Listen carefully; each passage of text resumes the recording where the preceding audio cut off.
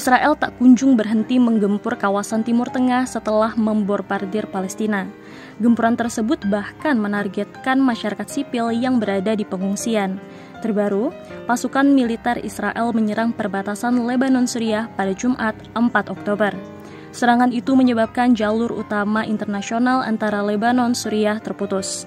Serangan militer itu juga menandakan bahwa Tel Aviv telah melancarkan serangan ke 3 wilayah negara di Timur Tengah, yakni Palestina, Suriah, dan Lebanon. Kantor berita Lebanon National News Agency melaporkan, Israel menyerang wilayah perbatasan Suriah-Lebanon dengan jet tempur di area Masna. Israel menuduh Hizbullah menggunakan jalur di area Masna itu untuk hilir mudik stok persenjataan dari Suriah.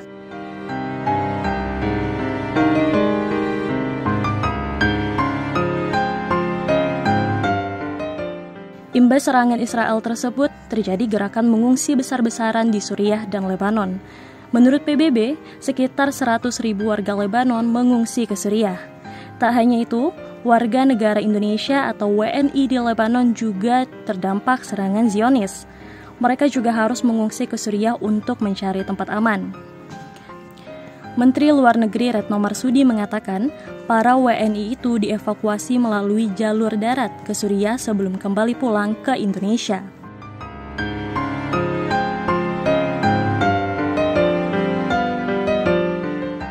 Dengan IDF kepada UNIFIL. Pada 10 Oktober pukul 5.05 local time telah terjadi serangan langsung terhadap bangunan tower pengamatan OP4 di Green Hill, Nakura. Nah, saya perhatikan begitu ada serangan, kemudian gak lama kemudian UNIFIL mengeluarkan rilis tanggal 10 Oktober dan mengatakan, saya quote, "This morning, 2 peacekeepers were injured after an IDF Merkava tank fired its weapon toward an observation tower at UNIFIL headquarters in Nakura, directly hitting it and causing them to fall. The injuries are fortunately this time not serious, but they remain in hospital." Jadi serangan terhadap tower di Nakura dan ada 2 personel yang terluka, dan kedua penjaga perdamaian tersebut adalah personel dari Indonesia. Nah, begitu mendapatkan informasi tersebut, saya langsung menghubungi Komandan Kontingen Garuda, Kolonel Gofar, guna mendapatkan informasi dan konfirmasi langsung mengenai kondisi 2 peacekeepers Indonesia. Pada saat saya melakukan komunikasi, jadi semalam waktu Vientiane, diperoleh konfirmasi bahwa kedua peacekeepers Indonesia mengalami luka ringan namun masih berada di rumah sakit untuk melakukan observasi. Terhadap serangan tersebut, Indonesia mengutuk keras.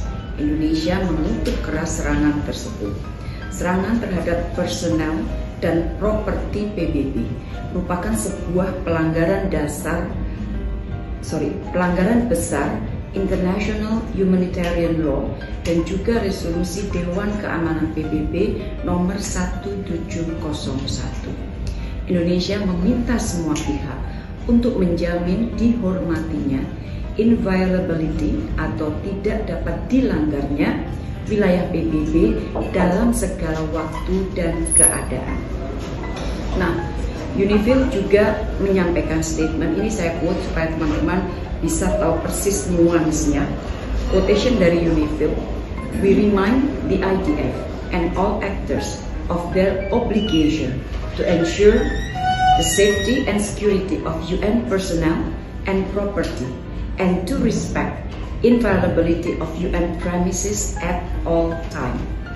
UNIFIL peacekeepers are present in South Lebanon to support a return to stability under Security Council mandate.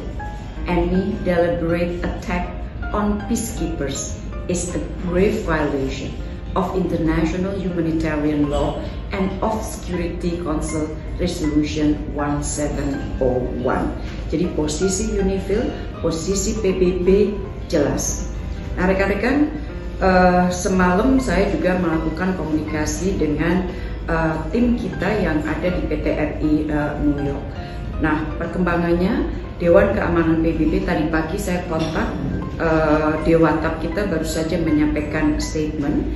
Dewan Keamanan PBB melakukan pertemuan briefing untuk membahas situasi Timur Tengah pada 10 Oktober sore waktu New York, yang berarti pagi tadi, makanya tadi pagi saya berkontak dengan New York waktu Vientiane. Pertemuan diadakan atas permintaan Perancis karena Perancis adalah pen holder untuk isu Lebanon dan UNIFIL. Untuk mensikapi eskalasi konflik di Lebanon, khususnya serangan Israel atas pasukan perdamaian UNIFIL di wilayah netral Blue Line.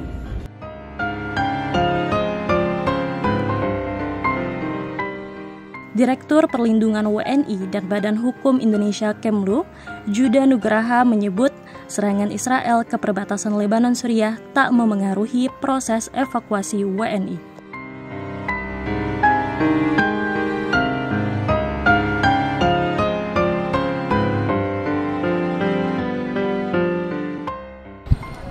Media, alhamdulillah ya, pada sore hari ini penerbangan kedua evakuasi dari Lebanon telah tiba dengan selamat di Indonesia.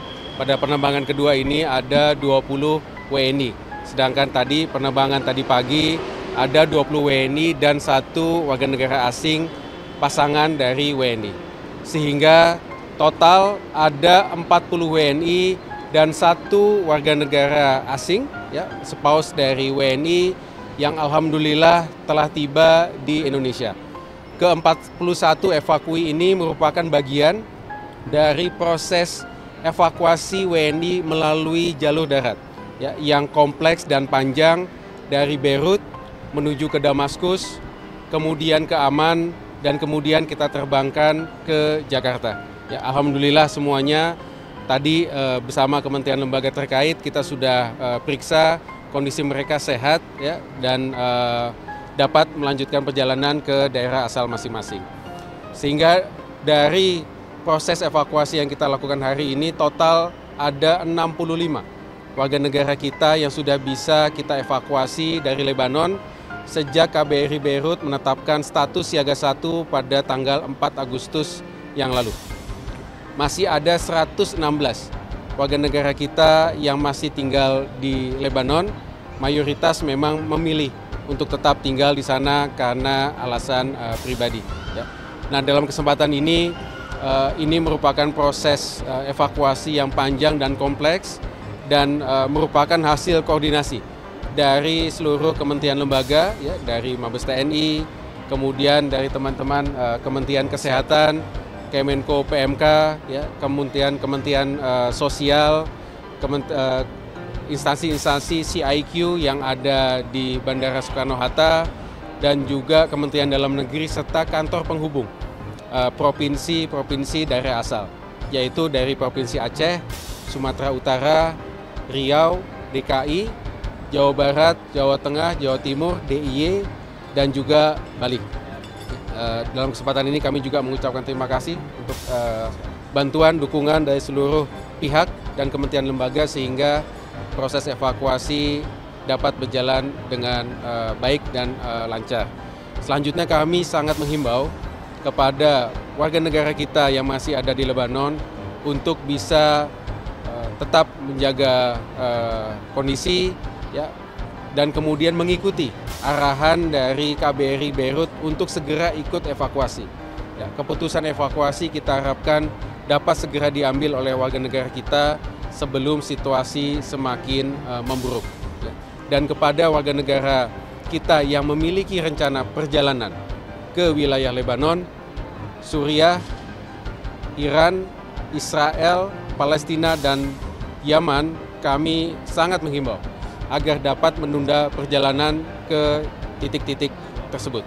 Dan bagi yang memiliki perjalanan penerbangan menuju wilayah Timur Tengah, agar terus memantau situasi, ya, antisipasi gangguan penerbangan, ya, sebagaimana jika terjadi ada serangan antara Iran dan Israel, beberapa negara Timur Tengah akan menutup wilayah udaranya dan antisipasi jika ada cancellation dari sisi penerbangan agar tidak stranded di titik-titik penerbangan hub yang ada. Demikian yang dapat kami sampaikan. Kalau ya ada pertanyaan silakan. Tadi disampaikan kalau ini proses evakuasi yang panjang gitu ya, ada kesulitan Yang dihadapi ya pertama dari sisi tadi warga negara kita ya banyak yang masih memilih untuk tetap tinggal di Lebanon. Yang ini tentu kami sangat-sangat himbau agar dapat segera ikut evakuasi. Jangan menunggu situasi menjadi semakin keotik ya, karena kalau terjadi perang terbuka sampai wilayah Beirut ya tentu akan mempengaruhi kemampuan KBRI Beirut ya dalam melakukan langkah-langkah penyelamatan. Yang kedua, dari 65 yang sudah kita evakuasi ternyata ada warga negara kita yang tercatat melakukan pelanggaran keimigrasian. Ya, sehingga ini memerlukan proses waktu untuk mengurus hal tersebut dari otoritas imigrasi Lebanon. Ya, namun berkat kerjasama yang baik dengan KBRI Beirut, akhirnya mereka yang melakukan pelanggaran keimigrasian tetap diizinkan untuk ikut proses evakuasi. Dan juga dari sisi keamanan, ya, sebagaimana mungkin teman-teman pahami, jalur darat yang kita lalui itu pada saat gelombang terakhir melewati jalur tersebut menjadi sasaran serangan Israel sehingga jalur darat terutama di perbatasan Masnaa putus saat ini. Ini beberapa tantangan yang kita hadapi.